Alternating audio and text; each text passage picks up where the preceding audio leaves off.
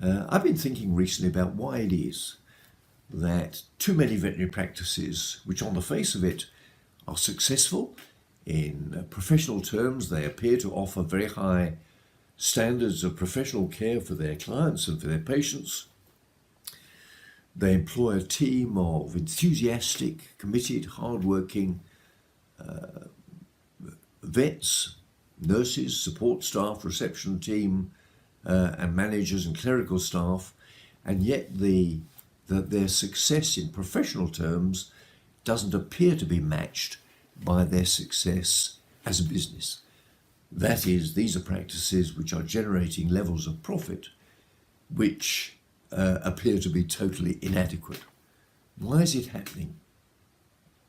It occurs to me that one of the reasons may be that the owners of the practices were taught, as I think I was taught, possibly by my first accountant when I set up on my own, that the only way to improve practice profits was to do more, that is, sell more, charge more, or cut your costs.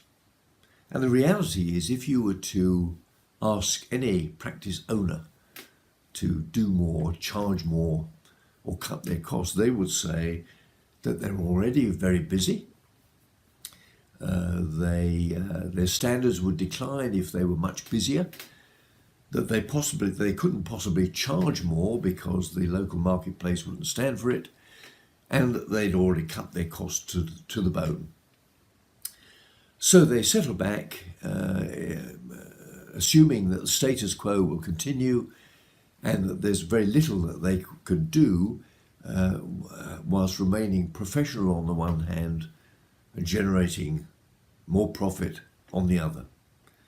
The reality, of course, is that veterinary practices are much more sophisticated businesses than that, and that there are dozens of ways in which the level of profit can be enhanced considerably by simply having a better understanding of exactly what's going on in this complex business that you own or which you are running. Here's my suggestion. Ask your practice manager to spend one full day looking at every single invoice that was generated last week, looking at every transaction, talking to the vets and the nurses, going through exactly what was done in every single case during just 1 week to identify what services were rendered and not charged for, and identify what drugs, supplies, consumables and other products were used or dispensed and not charged for. I wouldn't mind betting that the total value of those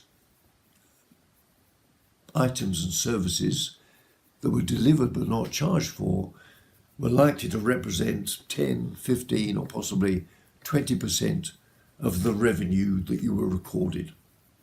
An exercise well worth doing. See you next time.